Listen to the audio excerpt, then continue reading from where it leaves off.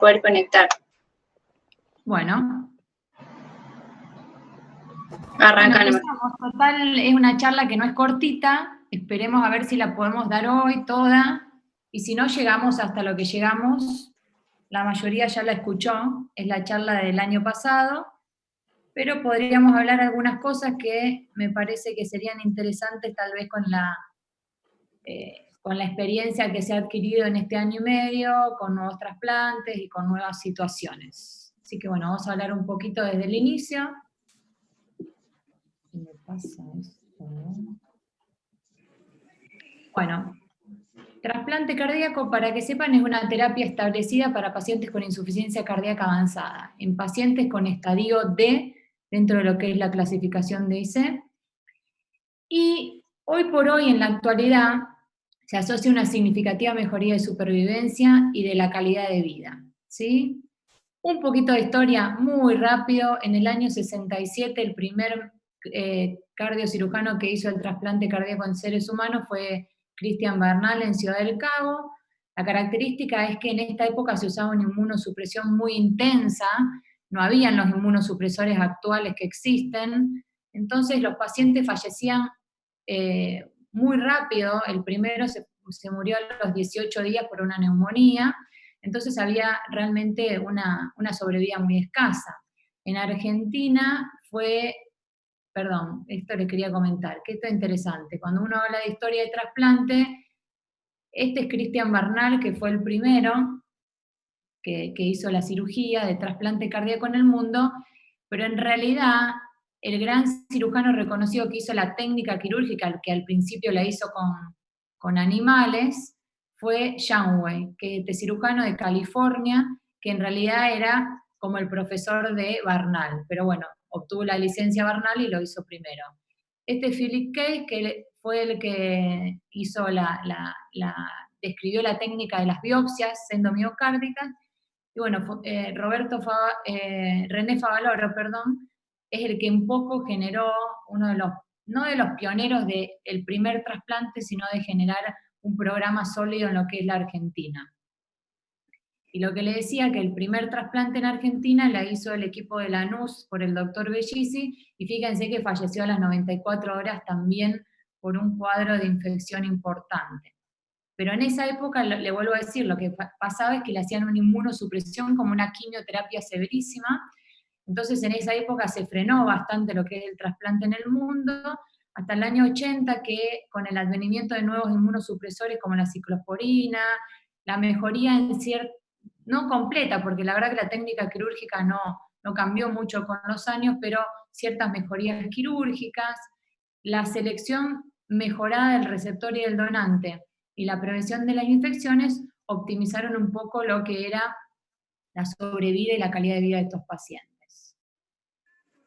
Por lo cual, ¿qué es importante? Yo creo que fundamentalmente para un cardiólogo clínico, que tal vez no se dedique a esto, pero que van a tener pacientes con insuficiencia cardíaca en su consultorio, pueda saber de cuándo tal vez uno tenga que prender la lamparita en que es un posible candidato a trasplante cardíaco. ¿Para qué?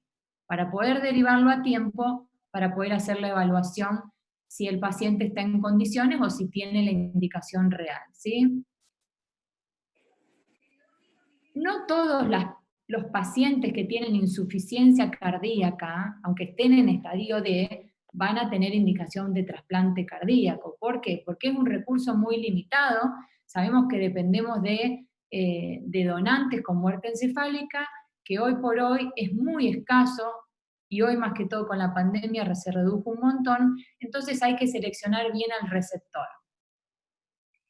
Entonces, cuando un paciente tiene, ahora vamos a hablar bien de las indicaciones puntuales, pero tiene una insuficiencia cardíaca terminal, que uno le puso el tratamiento médico óptimo que mayor pueda tolerar, que se le indicó cualquier dispositivo que tenga que requerir, como cardiofibrilador, resincronizador, y que a pesar de eso el paciente tiene una expectativa de vida muy baja, menor a 1 año, hay que pensar que es un paciente pasible a trasplante. Yendo a lo que son las indicaciones absolutas, estas son las 3 más clásicas que uno va a pensar rápidamente. Una es el shock cardiogénico, rebelde al tratamiento médico, que dependa de inotrópicos, como en el caso que tenemos ahora internado, o sea, son pacientes que cuando uno los quiere destetar del inotrópico, hacen más bajo gasto, dejan de orinar, se sienten más fatigados, les falta el aire, se compromete lo neurológico, y dependen exclusivamente para mantener su hemodinamia de algún inotrópico. Consumo máximo de oxígeno, que eso es una técnica que no está en todos lados, pero puede analizar muy bien cuál es el estado de falla anterógrada y general. Cuando es menor a 10, eso tiene una indicación precisa y absoluta de trasplantarlo, o por lo menos de evaluarlo. Los pacientes con cardiopatía isquémica, que a pesar de que se revascularizó lo que se pudo y no se puede hacer más nada, ni operándolo, ni haciéndole angioplastia, tienen una vía muy limitada, por ejemplo, ANGOR, una clase funcional muy, muy avanzada, o hasta de reposo, o arritmias ventriculares severas, que, por ejemplo, el chagásico, a pesar de todo el tratamiento que uno le indica, son resistentes, recurrentes y muy sintomáticos a pesar de cualquier tratamiento específico de insuficiencia cardíaca o de antiarritmia. ¿Sí? Las relativas son un NI, ¿sí? Que están entre un consumo de oxígeno entre 11 y 14, o el paciente que tiene mucha inestabilidad, se interna cada 2 por 3 por insuficiencia cardíaca. Esos pacientes hay que evaluarlo.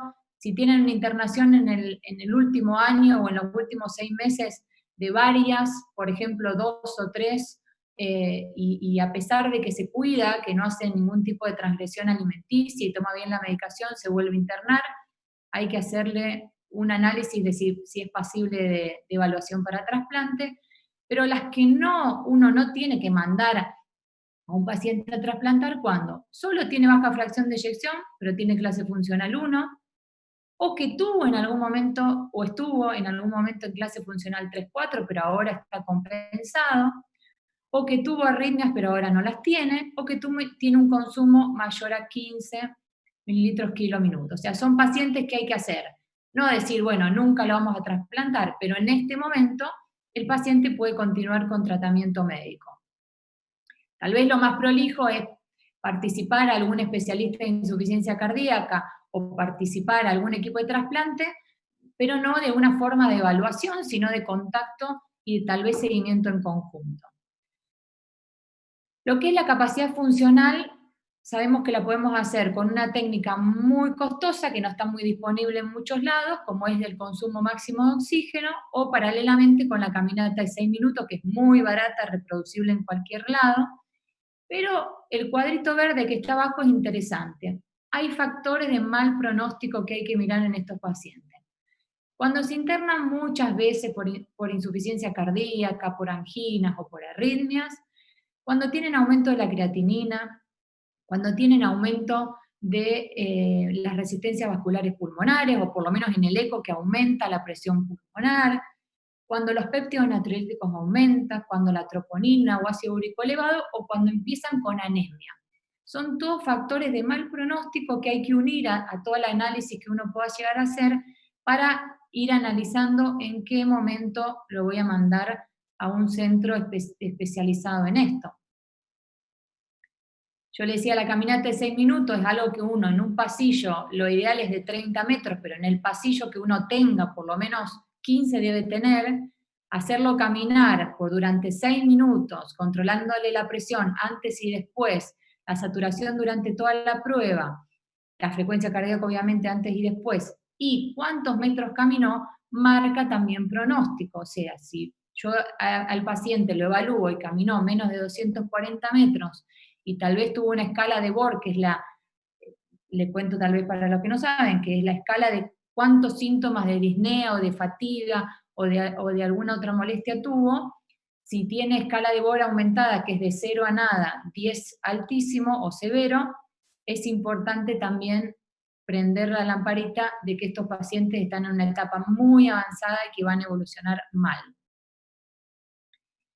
Como hay indicaciones absolutas que nadie se las va a discutir, hay contraindicaciones absolutas que un paciente no se puede trasplantar, por lo menos en ese momento. Si hay alguna enfermedad sistémica concomitante de mal pronóstico, que van a tener una mortalidad elevada o una sobrevida escasa por esa situación, uno no lo va a someter a un trasplante cardíaco porque en sí lo que va a primar es la evolución de la otra enfermedad. Los pacientes que tienen cáncer activos, prohibido trasplantarlos. Sabemos que a los trasplantados hay que darle inmunosupresión y esto le va a generar un aumento y un mal pronóstico también de su evolución, per se, por esa misma, y obviamente por esta situación. Así que está prohibido en los pacientes con algún cáncer o sospecha. Prohibido toda la vida, no. A los 5 años de haber tenido un cáncer, y en algunos puntuales hay que hacer una evaluación. Por ejemplo, si un paciente tuvo hace 5 años un cáncer, viene controlándose anualmente, y no tiene ningún tipo de recidiva, ahí uno lo puede evaluar y se define en conjunto con el equipo de trasplante si el paciente no va a tener un alto riesgo de someterse al trasplante. Infección activa no controlada, tampoco. Sabemos que estos pacientes sépticos, obviamente que no, a pesar de que el paciente esté mal, no hay que trasplantarlo, hay que trabajar con el equipo de infectología y definir en qué momento. Pacientes con enfermedad ulcerosa diverticular activa o con sangrado activo, tampoco. Esto hay que resolver esa situación y después continuar con la posibilidad del trasplante. Y después abajo, puntualmente yo marqué las de verde, que son tal vez las más marcadas, pero las otras, como tener pacientes con diabetes, no termina siendo una contraindicación, porque la van a ver también en las contraindicaciones relativas, pero de alguna manera hay que hablar, hay que ver qué afección de órgano blanco tiene por la diabetes y en qué importancia y en qué severidad, porque a veces son pacientes muy enfermos que van a tener mucho compromiso posterior y hay que analizar realmente entre comillas, si conviene o no trasplantarlo o realmente continuar con tratamiento médico. Lo mismo que la enfermedad de arteriosclerosis grave. Los pacientes con hipertensión pulmonar grave e irreversible son contraindicación absoluta para trasplante cardíaco ortotópico.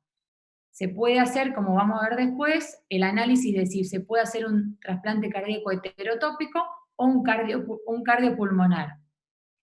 Lo mismo que la enfermedad pulmonar grave, no para cardíaco, sino para cardiopulmonar.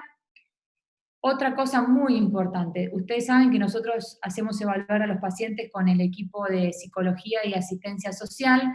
Si tienen altísimo riesgo de no cumplir con la medicación por algún motivo de lo que sea, o que tienen abuso de drogas ilícitas, son pacientes de alto riesgo. O sea, ¿qué vamos a hacer? Vamos a trasplantarlo, le va a ir bien, y después a los meses hay algunos que dejan de tomar la medicación y se complican o fallecen por esa cuestión. Entonces hay que seleccionar muy bien esa situación.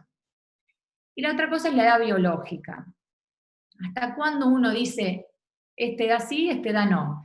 Hoy por hoy se habla de los 65 años, que 65 años como de alguna manera la edad que uno quisiera trasplantar de ahí para abajo. Obviamente más joven es mejor, pero a veces no es la realidad. Entonces, un poco hablamos de edad biológica y no cronológica. O sea, hay pacientes de 70 años, por ejemplo, que están fantásticos, no tienen ninguna afección de ningún otro órgano, tienen una expectativa de vida muy buena por per se, o sea, no por la cardiopatía, sino por sí mismo, y son pasibles de estudiarlos y hacerle una buena evaluación y tal vez tengan una posibilidad para trasplantarse y que le vaya muy bien. Las relativas mayores, una es el peso. Hay pacientes muy obesos que realmente se nos va a complicar, primero porque van a tener seguramente mucha patología metabólica, y van a tener muchas complicaciones quirúrgicas, y van a tener tal vez un tiempo en lista de espera muy alto, porque saben que necesitamos, cuando elegimos el donante, que tenga una compatibilidad de antropometría más o menos del 20%. O sea, son pacientes que lo ideal, si el paciente no está tan grave, es que bajen de peso. Algunos, si se pueden hacer cirugía bariátrica, mejor antes para ayudarlos, y después ponerlo en un plan de trasplante. Los pacientes con HIV, hoy por hoy se está abriendo un poco más la posibilidad de que se puedan trasplantar. Nuestro grupo y la mayoría de de los grupos de Argentina no está trasplantando pacientes con HIV, pero el detalle puntual es si los equipos que lo están haciendo tienen que tener carga viral indetectable. Y después hay que trabajar muy bien porque los antirretrovirales interaccionan con los inmunosupresores, así que es muy importante después el análisis y obviamente en equipos que estén más entrenados a eso, ¿sí? Los pacientes con virus de hepatitis C tienen alto riesgo también y en algunos casos hay que tratarlo junto con los hepatólogos y si tienen algún daño del hígado hay que evaluarlo para cardio y trasplantar el hígado también, pero hay que hacer un análisis en conjunto. Pacientes con insuficiencia renal en hemodiálisis, analizar en conjunto con los nefrólogos si es para un cardiorrenal, lo mismo lo de la cirrosis, y acá hablamos de la edad biológica que ya lo expliqué antes. Y las relativas menores es si tienen algunas situaciones que se pueden modificar, como algún abuso de tabaco o de alcohol, algunas afecciones de otros órganos no tan graves. Por lo cual, cuando uno tiene un paciente que tiene posibilidad de ser un candidato para trasplante de corazón, hay que tener un contacto con el equipo de trasplante para poder hacer una evaluación al inicio en conjunto y nuevamente definir la posible derivación al centro especializado. Para mí esto es una de las cosas más importantes que ustedes como cardiólogos se tienen que llevar.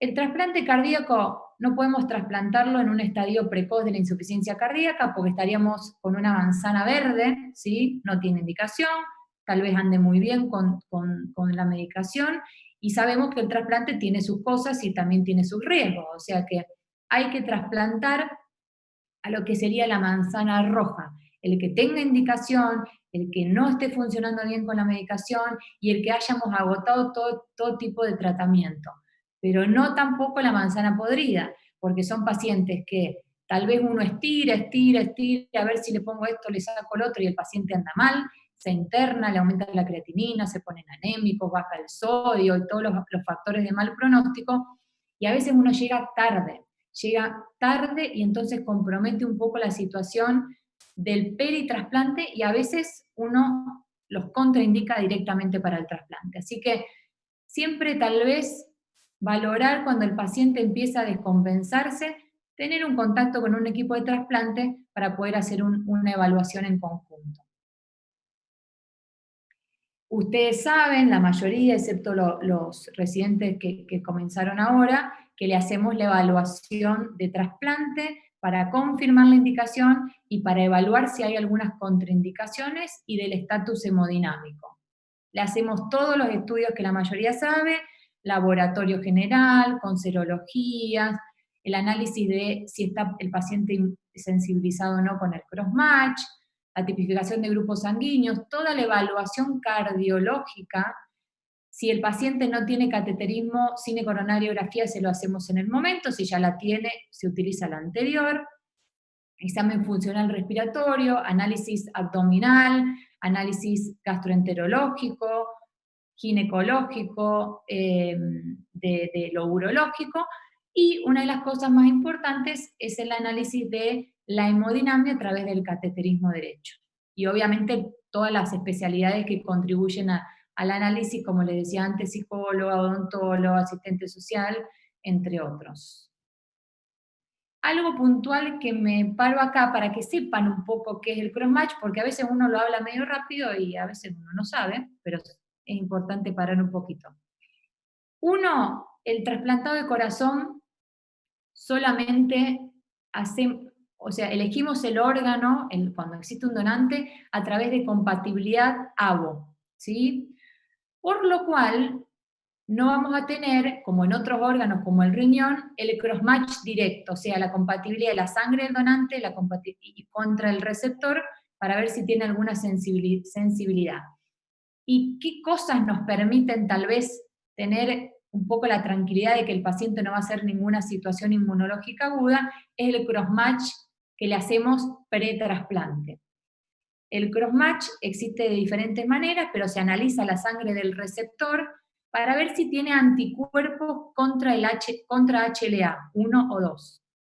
Hay pacientes que no están sensibilizados, que nos viene un crossmatch que usamos nosotros, el que estamos usando es el contrapanel de linfocitos, hay otros también. Si viene 0 significa que no está sensibilizado, es un paciente de bajo riesgo inmunológico, o hay pacientes que vienen algún porcentaje en el anti-HLA1 y anti-HLA2. Depende del porcentaje, uno dice que tiene alta sensibilización, está hipersensibilizado, alto sensibilizado o bajito. Menos del 20% es bajo, más del 20% ya que hay que abrir el ojo y hacer otros análisis inmunológicos, como por ejemplo la técnica de Luminex, que es un poco más sensible. ¿Para qué? Todavía no nos ha tocado ningún caso en este tiempo, pero para ver si hay que hacer lo que se llama desensibilización en el peritrasplante, que es cuando sale el donante, que podemos hablarlo en algún momento, para evitar lo que se llama el rechazo hiperagudo, en estos casos que lo vamos a ver en un ratito. ¿Pero qué quiero decir? El crossmatch, que a veces es algo que a veces dice, bueno, es del trasplantólogo, a veces uno no se para un poco en ver a esto, es para saber esto, si está sensibilizado o no sensibilizado, y qué riesgo vamos a tener en un post-trasplante y qué cosas vamos a tener que hacer. Y el HLA nos sirve, cuando tenemos el donante, en hacer como una compatibilidad, podríamos decir, si tiene, por ejemplo, si nuestro donante tiene un HLA, un A, por ejemplo, 1, y el donante tiene un A1, o sea, comparte un HLA, entonces va a tener más compatibilidad. No sé si se explico, pero nos permite hacer como un análisis cuando surge un donante, si son lo más parecido posible o si son totalmente diferentes en cuanto a lo que es HLA, que es como los genes nuestros. Resumidamente es eso. Y yendo a lo que es la valoración de las presiones pulmonares, como ustedes saben, hacemos la medición de Swan-Ganz, es muy importante que lo hagamos en el mejor estatus del paciente, a veces no es mejor, o sea, no es bueno hacérselo cuando nos derivan un paciente que está muy sobrecargado, tal vez es mejor hacerle la compensación hemodinámica del paciente, hacerle balance negativo, y paralelamente, si evoluciona todo bien, hacérselo como medición de valoración de hipertensión pulmonar, si es que la tiene o no. La mayoría de los pacientes con insuficiencia cardíaca en estadio D tiene hipertensión pulmonar, que saben que hipertensión pulmonar se diagnostica cuando tiene una media mayor al 25 milímetros de mercurio, aunque ahora se está bajando un poco los valores a peri 20, de 20 para arriba, pero bueno, todavía no están en lo que es una guía. Pero hoy usamos más de 25 milímetros de mercurio en la media pulmonar como diagnóstico de hipertensión pulmonar. ¿Y qué cosas miramos puntualmente para hacer un análisis de si el paciente tiene alto riesgo de fracasar lo que es el ventrículo derecho por hipertensión pulmonar en el post-trasplante inmediato? Es el gradiente transpulmonar, que es la resta de la media pulmonar menos la WAGE, el gradiente diastólico pulmonar, que es la diastólica pulmonar menos la WAGE, y el análisis de las resistencias sistémicas, que es gradiente transpulmonar, dividido el gasto cardíaco. O sea, estas son cosas que a veces uno medio no lo analiza cuando mide un Swan-Ganz para otra cosa, para un manejo de IC, pero sí sirven para el análisis trasplantológico. Cuando uno dice que el paciente tiene una hipertensión pulmonar severa que lo puede condicionar en un post-trasplante inmediato, estos valores: resistencia vascular pulmonar mayor a 5 unidades PUTS, o un gradiente pulmonar 16, acá son bastantes, pero a veces hablamos más de 12, ¿sí? Entre 16 y 20, esto es el consenso europeo, el consenso, perdón, español de trasplante.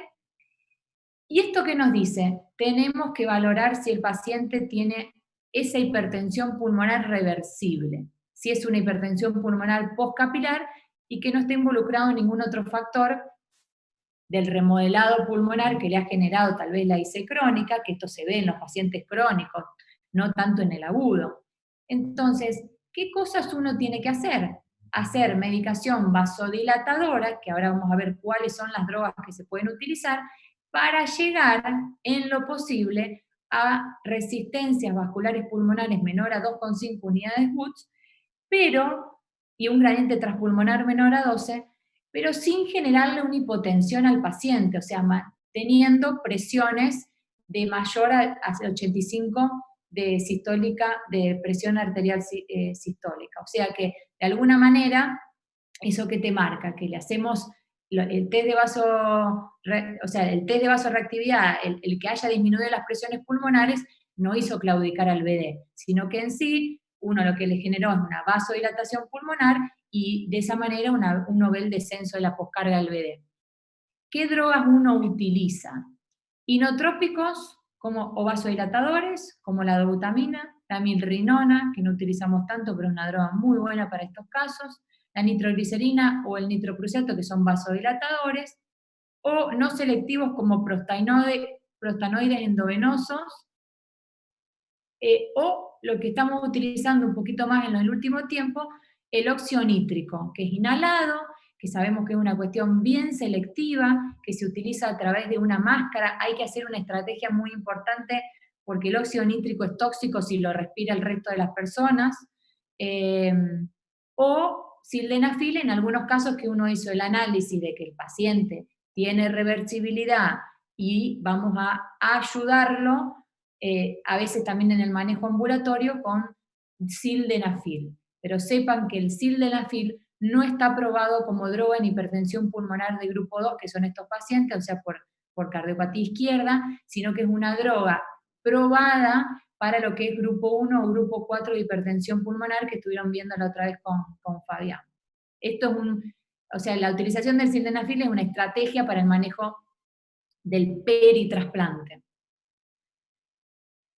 ¿Por qué es muy importante esto? Porque los pacientes que tienen hipertensión pulmonar severa o que están ahí en el border, tienen un riesgo de tener un fallo agudo del ventrículo derecho. ¿Por qué? Per se por la hipertensión, por la presión pulmonar que tienen en el árbol pulmonar, y uno le saca el corazón que estaba acondicionado a eso y le pone un corazón de una persona sana que tiene un ventrículo derecho que está de alguna manera sometido a presiones pulmonares normales, y ese ventrículo derecho, que es el ventrículo, no quiero sonar tan mal, pero es el ventrículo más tontón que tenemos, o sea, comparado con el izquierdo, se ve comprometido, se dilata y disfunciona, ¿sí?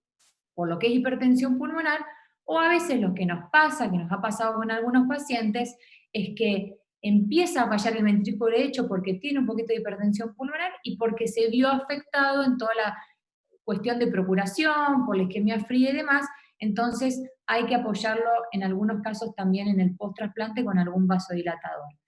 Pero en resumidas cuentas es muy importante el análisis previo para estar preparados o para tal vez definir que ese paciente no hay que ponerle no hay que hacerle un trasplante cardíaco ortotópico, sino que hay que definir otro tipo de trasplante cardíaco, heterotópico, que ahora vamos a ver cuál es, o cardiopulmonar, para evitar el riesgo de alta mortalidad por esta situación.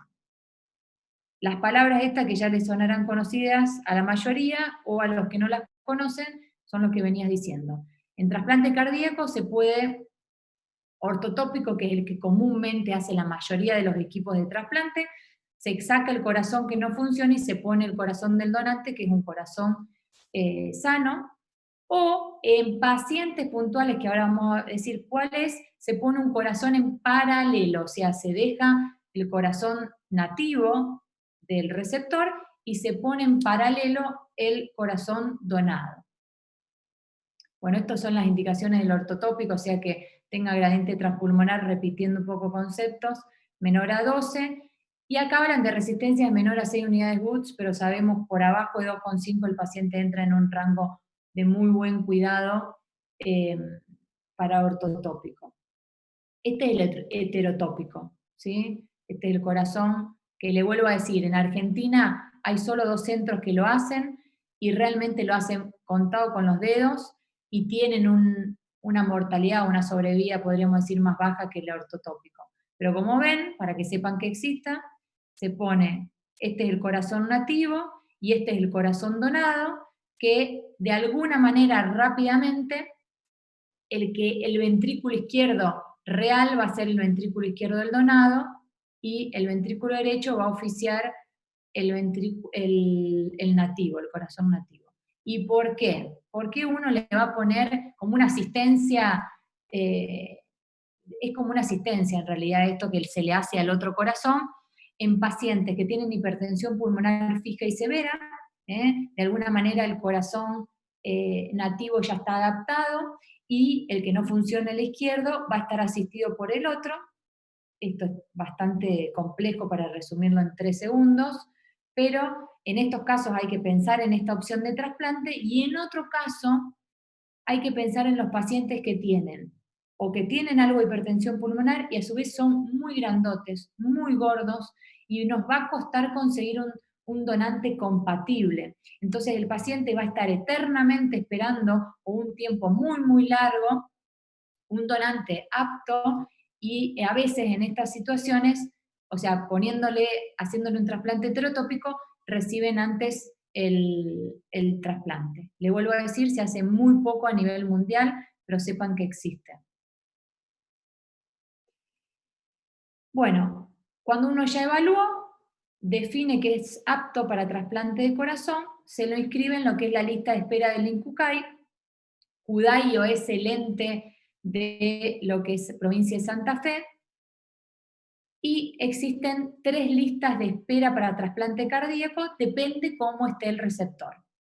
Empezando por abajo, electivos son los pacientes que están con tratamiento médico óptimo, pero por el momento no requieren internación, están adecuadamente compensados, pero a pesar de todo eso tienen indicación de trasplante, entonces esperan en su casa y con controles muy seguidos, nosotros los controlamos todos los meses a estos pacientes. Y después tenemos las 2 listas que siguen arriba, urgencia y emergencia. Estos pacientes están internados.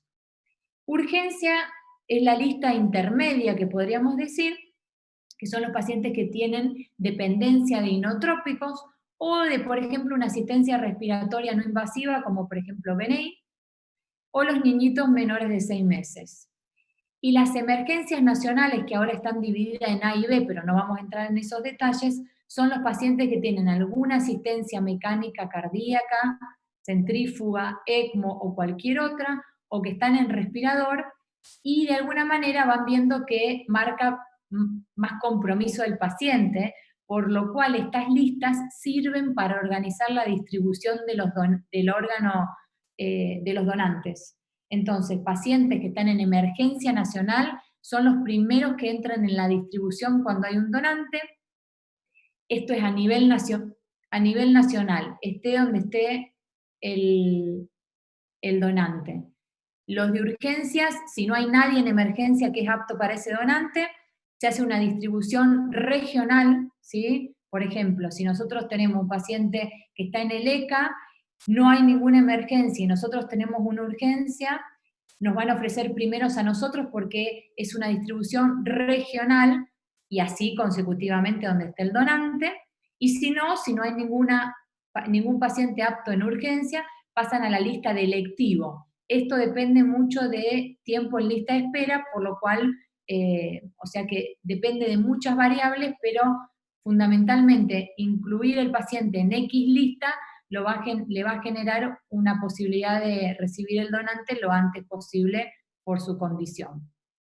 Rápidamente, el donante de trasplante de corazón es una persona que tiene muerte encefálica y que tiene corazón batiente, por supuesto, o sea que tiene un cuerpo que tiene funcionantes sus órganos, pero el cerebro tiene su muerte cerebral, que es el cese total e irreversible de todas las funciones cerebrales. Este diagnóstico lo hacen inicialmente los neurólogos de donde esté el paciente internado, el donante, y luego se hace a través de los equipos de procuración del INCUCAI, se hace un segundo análisis y la confirmación de lo que es o sea, si este donante es apto para ingresar a lo que es una distribución. Cuando hay un potencial donante y nos llaman, ¿sí? Nosotros tenemos un paciente en lista, que cuando sale en esta distribución, nos llaman para ofrecernos un donante. Se analizan un montón de cosas, no solamente grupo sanguíneo, que es lo primero que obviamente empieza la distribución en base a qué grupo sanguíneo es compatible, la edad del donante, el donante óptimo es el menor para corazón, es el que tiene menos de 40 años, los más de 40 años hay que hacer otros análisis y a veces hay que hacerle más estudios. ¿El sexo del donante importa según el sexo del receptor? La verdad que sí, pero no es que las mujeres van con las mujeres y el varón va con el varón.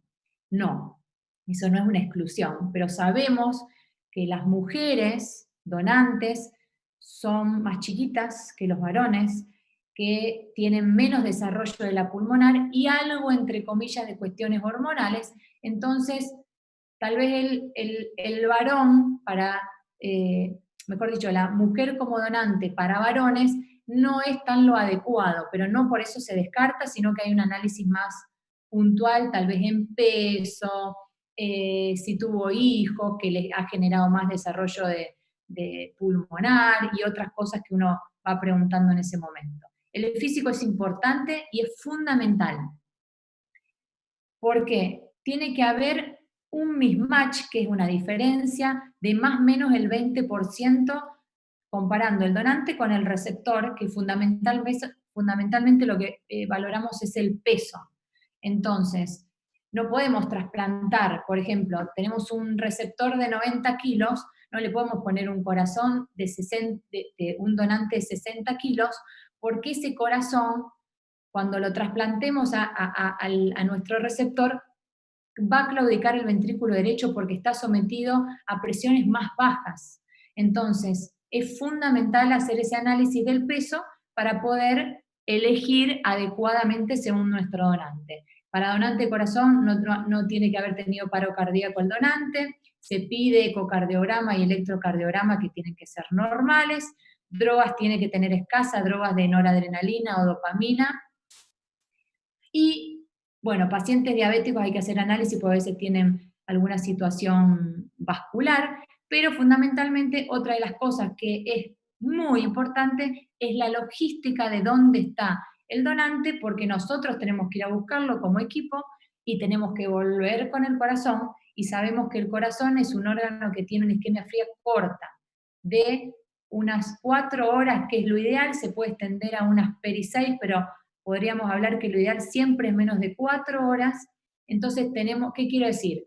Si un paciente está a más de 1.200 kilómetros de donde estamos nosotros, vamos a tener un traslado muy prolongado. Entonces a veces uno termina decidiendo no aceptar ese donante porque vamos a tener un tiempo de traslado muy largo y no vamos a poder llegar en ese tiempo ideal, porque después de ese tiempo de isquemia fría, que es desde el que clampeamos la aorta en el donante hasta que la desclampeamos en el receptor cuando ya se implantó, si pasa más de 4 horas, ahí empiezan algunos líos. Obviamente 4 horas y media es pasible, pero si sabemos que va a ser mucho más, falla el órgano, empieza a tener disfunción del graf, y realmente eso no tiene que ser por una cuestión de logística, sino por alguna otra cosa. Así que esto es muy importante, saber a dónde está el donante y cuánto tiempo nos va a llevar el, el traslado, que es lo más importante. Rápidamente, donación en Argentina. Esto es hasta el 2019. Este año nos cambió todo. Desde marzo cayó cerca de un 40% la donación comparado al año anterior por la pandemia. Así que realmente este año se ha trasplantado mucho menos debido a la disminución de donantes, porque verán, acá hay una, antes que pase a la otra, nosotros somos una región que tiene una muy buena procuración, ¿sí?, de donantes, y Santa Fe también, a través más que todo del ECA, que es el Centro de Emergencia de Rosario, o del CUYEN. Pero fíjense por qué uno dice, ¿por qué cayó tanto la donación este año? Porque la mayoría son accidentes de tránsito que tienen algún traumatismo cráneoencefálico. La gente al principio no salía, no viajaba, estaba permanentemente en su casa, o sea que los accidentes de tránsito cayeron muchísimo y tal vez esto fue lo que condicionó bastante o tal vez un poquito también lo que es la procuración de estos pacientes. Pero por lejos, los pacientes que llegan a ser donantes con muerte encefálica son los que tienen algún tipo de ACV o un traumatismo craneoencefálico, entre otras que ven abajo, que puede ser por golpe, por traumatismo, un accidente, o a veces por algún suicidio o algún homicidio por herida de arma de fuego. Bueno, es fundamental esto, estén o no estén en algún centro que esté haciendo trasplantes, es importante que todas las terapias intensivas o todos los shock room analicen la posibilidad de que una persona que ha sufrido un daño cerebral grave tenga muerte encefálica y que avisen, ¿sí? Que hagan el reporte al INCUCAI para considerarlo como potencial donante. Esto es lo más importante. Después, Marti, decirme, porque me parece que esto se me está alargando bastante y creo que vamos a tener que repartirlo en dos, pero avísame cuando querés cortar. No, por mí está bien. Generalmente las clases duran 1 hora, pero fíjate dónde te parece a vos cortar, no hay problema. Sí, porque vamos por la mitad, así que yo creo bueno, que... si querés hacemos hasta las 20. Seguimos un poquito más y de última cuando llegamos a inmunosupresión, ahí la cortamos. Dale. Bueno, esto es lo más importante que hace que exista el trasplante. Optimizar la derivación, o sea, como cardiólogos, censar o analizar qué pacientes uno puede derivar en tiempo oportuno a equipos de trasplante y la detección de donantes, porque eso es una de las cosas que a veces han visto que con la ley Justina ha mejorado bastante, pero realmente es lo que condiciona. A veces hoy por hoy hay cerca de 120, 140 pacientes esperando un corazón en toda la Argentina, y realmente hay pacientes que se mueren en lista de espera, que lamentablemente eso pasa, y hace que de alguna manera dependan de un donante. Una de las cosas que no tenemos en Argentina es el acceso a asistencias ventriculares de largo tiempo, como por ejemplo hay países como Estados Unidos, Europa, entre otros, que a veces no pueden conseguir un corazón porque no hay una donación adecuada o que es un paciente muy difícil y le ponen alguna asistencia ventricular, como por ejemplo un CareMate, y ese paciente lo sacan del alto riesgo de esperar el donante. Entonces, nosotros en Argentina creo que es fundamental elegir bien elegir cuándo mandar bien oportunamente a un paciente con insuficiencia cardíaca avanzada a tener contacto con un equipo de trasplante y detectar estos posibles donantes en las salas de terapia intensiva. Y le vuelvo a decir, este año cayó muchísimo, cerca de un 40% la donación debido a la pandemia. Cuando nos ofrecieron un donante y nosotros, que es el equipo de trasplante, el que acepta si es un donante compatible con nuestro receptor, se acepta, se acepta este donante y se inicia el operativo. Ustedes tal vez vean una partecita, que es la parte cuando le damos las indicaciones, pero esto lleva una logística impresionante, que Vanina, bueno, que es, somos como las dos que organizamos todo esto junto con los cirujanos, lleva una logística impresionante. ¿Por qué? Desde organizar toda la cuestión del receptor, los antibióticos pretrasplante, la inmunosupresión pretrasplante, la indicación de todo el manejo, el rasurado y toda la cuestión previa, el pedido de laboratorio y demás, pero paralelamente nosotros nos dedicamos a ver cómo vamos a buscar, en qué condiciones vamos a buscar ese corazón, porque los equipos de ablación cardíaca se mueve un equipo paralelo quirúrgico a donde está el donante. Si el donante está, por ejemplo, en la ciudad de Rosario, vamos en auto, en remis o en algún otro medio de transporte terrestre. Si es en algún lado donde no tiene más de 360 kilómetros, o sea, menos de 360 kilómetros, se puede ir en helicóptero, ustedes saben que tenemos un helipuerto, o si es más de eso, hay que utilizar, o sea, si es el donante está mucho más lejos, por ejemplo, no sé, Mendoza, Corrientes, Buenos Aires, bueno, Buenos Aires estaríamos un poco más cerca, o tal vez un poco más lejos, se utiliza los aviones sanitarios que se va a cualquier hora y en el momento que se defina el momento de la aceptación del órgano. Eso hacemos logística por teléfono, que más que todo lo hace Vanina, de organizarnos con la empresa o la gente que se encarga de todo lo que es este traslado, y es muy puntual organizar horarios, organizar los quirófanos, hablar permanentemente con los que están allá, los procuradores, organizar todo lo que hay que llevarse. O sea, hay un detrás de escena, podríamos decir, muy puntilloso para que esto salga muy bien, y esto es tiempo. Fundamentalmente es tiempo, y empezamos el cronómetro cuando empieza, que normalmente empiezan a la madrugada estas inicios de operativos, pero bueno, realmente es lo más importante para que de alguna manera toda la cuestión de la ablación, que es, van los cirujanos en cualquier medio de transporte, llegan a donde está el donante, se hace un análisis en ese momento también del donante, luego se va a quirófano, se hace toda la cirugía de explante cardíaco, y obviamente nunca están solos, están siempre con el equipo de hepático, con el equipo de renal, con el equipo de pulmón, con el equipo de renopáncreas, o sea, realmente es, no sé si alguno de ustedes fue en algún momento a alguna ablación o si estuvo presente, pero es un manejo tan puntual y tan preciso como para que de alguna manera todos esos equipos que estén puedan sacar sus órganos de la mejor manera, y el que comanda es el corazón siempre, porque cuando uno clampea la aorta, que ahí empieza el tiempo de isquemia fría, obviamente los otros ya tienen que tener todo canulado para pasar sus soluciones de preservación, para ahí iniciar, bueno, el explante real y empezar la vuelta, que es correr.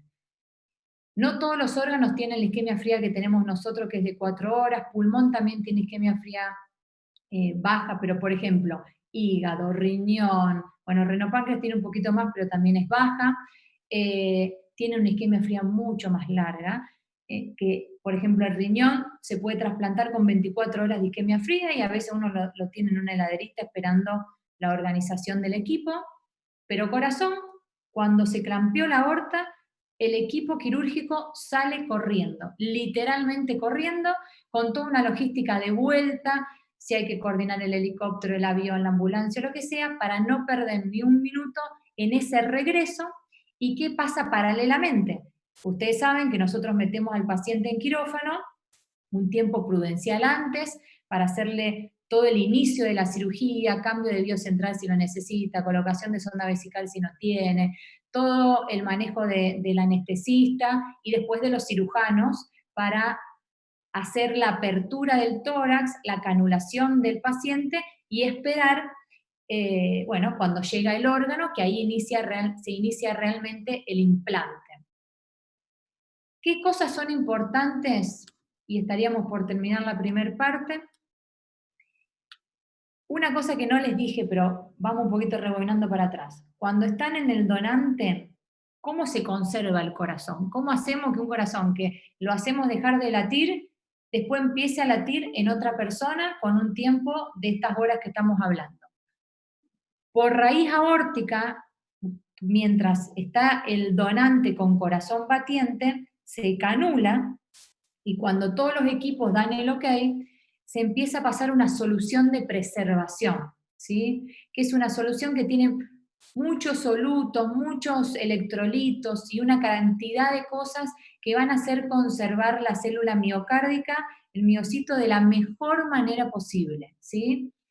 Y paralelamente eso está frío, esa solución, y obviamente se pone, para que sepan, se pone la solución de preservación, el corazón se para inmediatamente al segundo, se termina de pasar, que depende de la solución de preservación, se pasan entre 15 o 30 mililitros kilo del donante, de lo que pesa el donante, se lo termina de sacar, corta lo que son venas cavas y lo que son la pulmonar y la aorta, lo más largo posible, y se ponen en bolsas. Si alguna vez vieron que llegó el corazón, vienen en 3 bolsas. En la primera bolsa va el corazón con líquido, que es solución de preservación.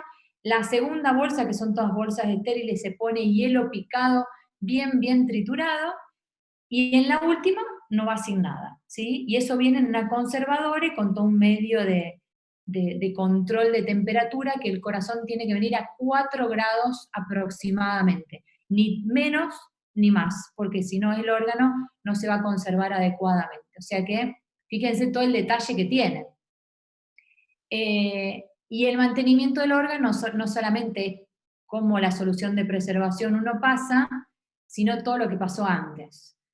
Cómo las personas que estuvieron procurando, que normalmente son especialistas, mantuvieron al donante, que bajas dosis de inotrópico, todo el mantenimiento de electrolitos porque a veces se ponen hipocalémicos, el control de la diuresis porque a veces hacen lo que es una diuresis excesiva por diabetes insípida. O sea, hay muchas cosas que le pasa al donante que hay que controlar bien, y esto lo hace un especialista porque es todo un manejo muy específico. Todo lo que pasa en quirófano cuando se hace el explante, todo lo que pasa en el traslado, que de alguna manera tiene que continuar la conservación del órgano, y lo que pasa realmente en el implante, ¿sí? Que el implante hay diferente, o sea, el implante es cuando uno pone ese corazón en el receptor, ¿sí? Hay diferentes técnicas quirúrgicas, cómo uno puede poner el corazón al receptor. Se puede poner lo que es aorta y pulmonar, siempre es una unión término-terminal, ¿sí? Se corta, ahora ven una foto, miren.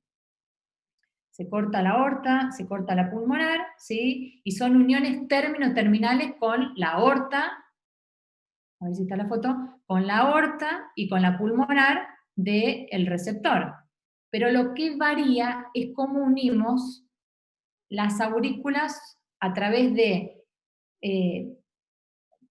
vamos por parte, la aurícula izquierda, ahora les explico lo que es la aurícula derecha, pero la aurícula izquierda siempre se une igual. Es el casquete, se queda del receptor, se queda el casquete de la aurícula izquierda con las arterias pulmonares, y obviamente se hace en el donante todo ese mismo casquete para poder unirlo y suturarlo y que quede eso de la mejor manera.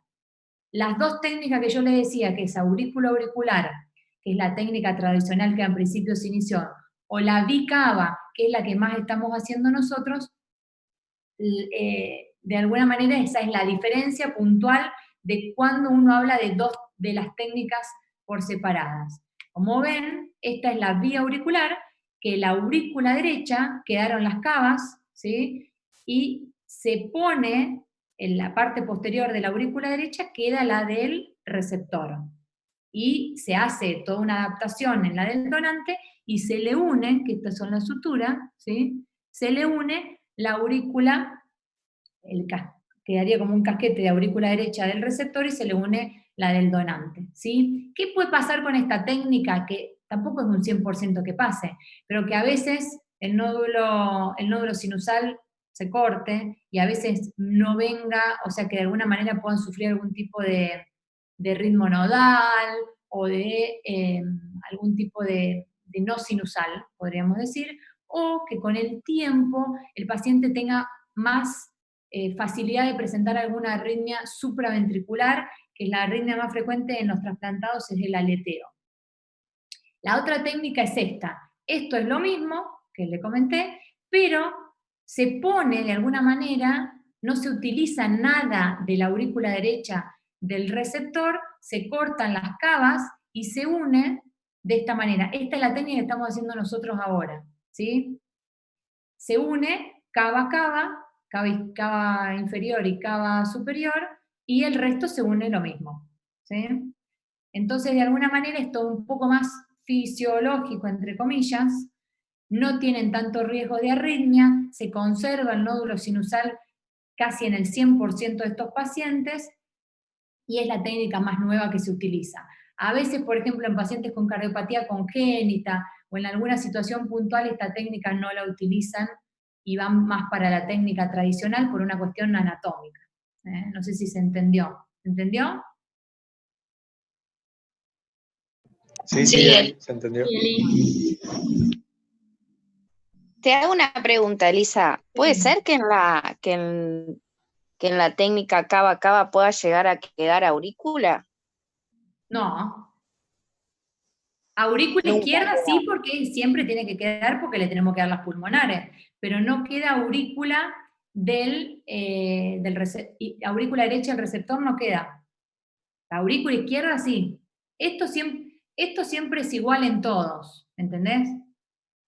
Sí. Lo que primero hacen normalmente los cirujanos, unen el casquete de aurícula izquierda con la aurícula izquierda del receptor con aurícula izquierda del donante.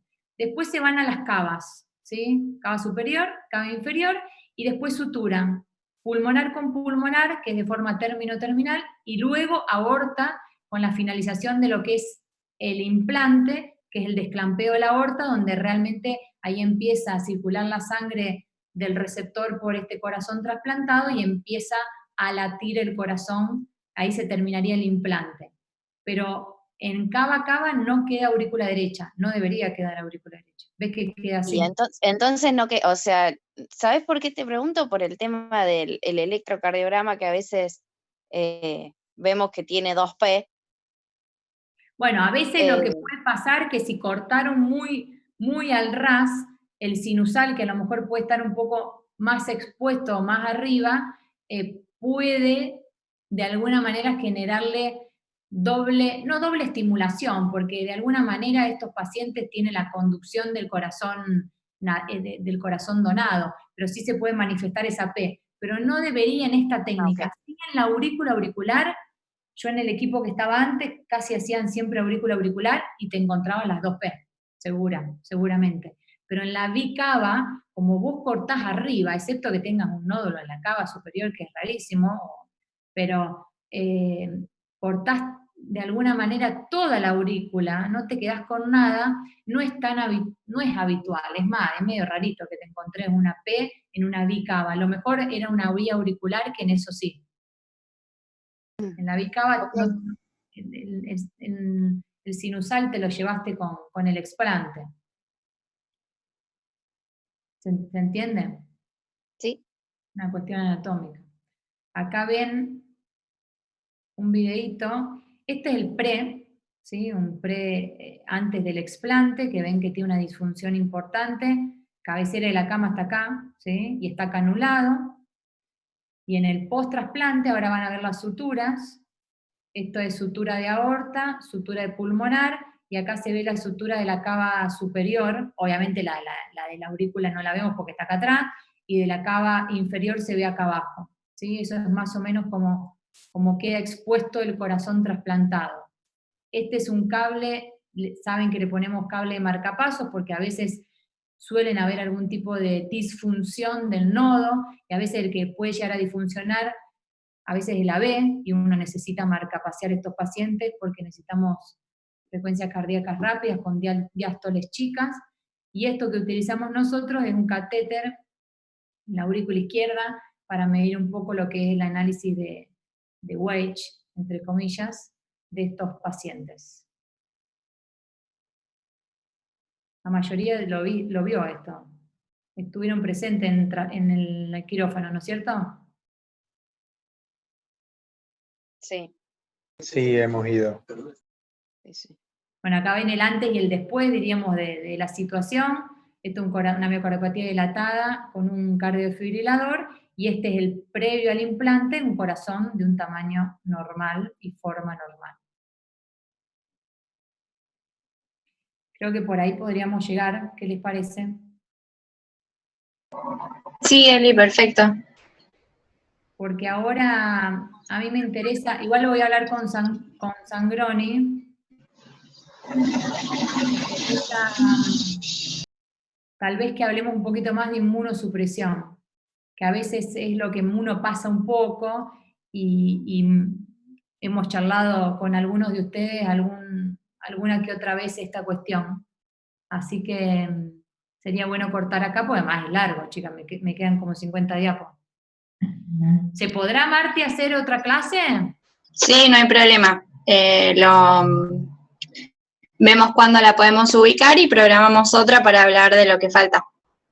Yo no tengo problema. Cuando ustedes puedan, quedaría una charlita de inmunosupresión y de complicaciones inmunológicas y no inmunológicas. Bueno, bárbaro. ¿Tienen alguna duda? ¿Algo que no les cerró? Que como...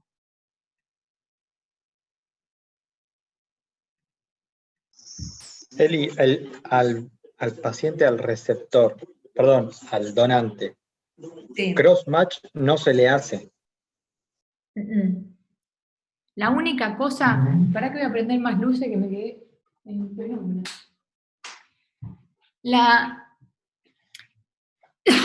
Al donante no se le hace cross-match, porque la verdad que si tiene anticuerpos a nosotros no nos importa. Pero en trasplante de corazón, si nuestro... Por ejemplo, vamos a otro órgano. El riñón, para definir si vamos a aceptar un riñón, se hace sí o sí cross-match directo, ¿sí? ¿Por cómo se hace eso? Como es un órgano que tiene una isquemia fría larguísima, o sea, vos podés armar una logística bastante cómoda. Entonces, en todos los pacientes que están en lista de renal, existen serotecas. Le sacan sangre cada 3 meses y guardan esa sangre en diferentes partes del país para, cuando sale un donante, que la mayoría de los donantes de los renales son regionales, le hacen el cross-match directo. O sea, exponen la sangre del donante contra la del receptor. Si da positivo eso, se suspende el trasplante porque va a tener un rechazo inmediato, ¿sí? En cambio, en corazón, como vos no tenés ese tiempo y no existen serotecas de los pacientes que están en lista de espera, dependés del análisis inicial que hiciste con el cross-match, esa que le pedimos ni bien llegan los pacientes a evaluarse. Si ese cross-match contra panel del receptor le da más del 20%, nosotros le pedimos una técnica más específica, se llama técnica de Luminex, y te hace un análisis, te dice contra qué anti-HLA tiene anticuerpos esa persona, que lo íbamos a ver en las próximas diapos, pero pensando qué pacientes o qué personas pueden tener predisposición a tener anticuerpos, las personas que tuvieron exposición a otro tipo de sangre, los que se transfundieron, las mujeres que tuvieron varios hijos o que tuvieron trasplantes previos.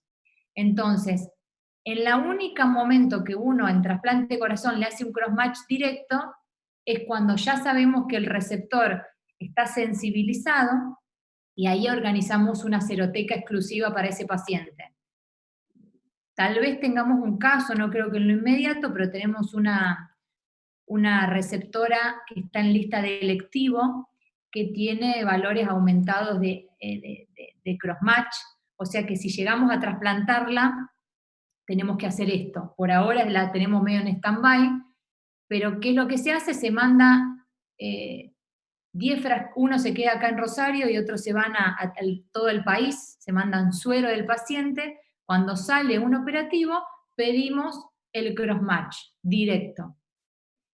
Pero normalmente llega a veces después de que lo trasplantamos. Entonces hay que hacer una logística de desensibilización.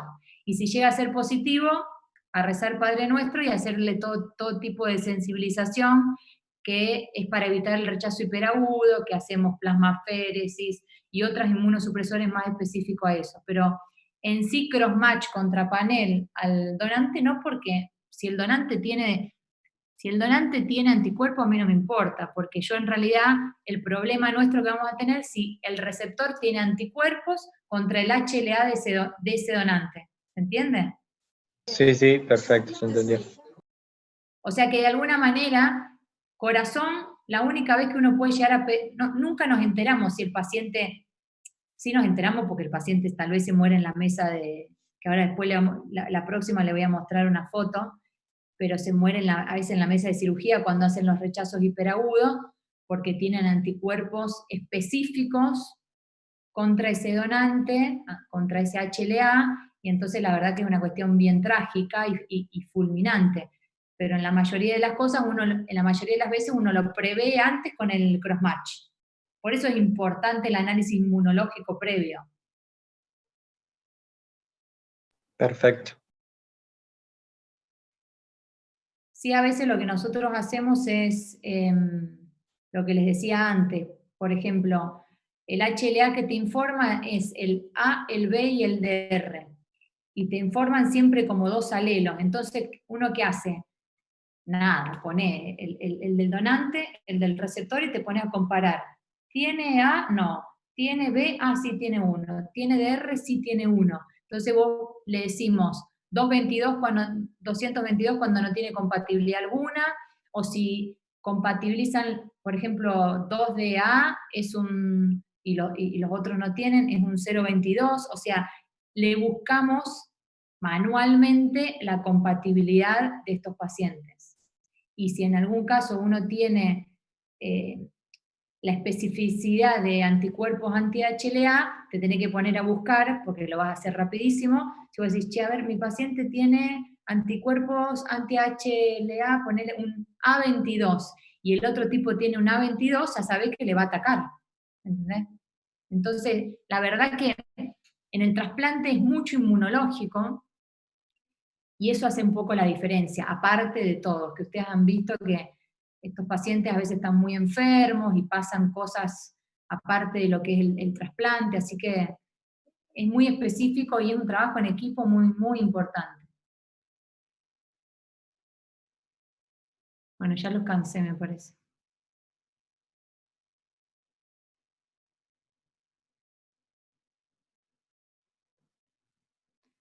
¿Listo? No, Eli, buenísimo. Después coordinamos bien la próxima fecha y bueno, nos quedamos con la intriga de lo que falta. No, a mí lo que me interesaría, que lo voy a hablar, porque tal vez habría que hacer una tercera, pero no inmediata, más adelante, de recuperación, si les interesa. Sí, genial. Y tal vez también podemos invitar a los terapistas. Dale, Sí, por favor. buenísimo. Por favor, dice. Así que bueno, la próxima es inmunosupresión, complicaciones inmunológicas y no inmunológicas, y después cuando quieran organizamos más específico lo que es la recuperación.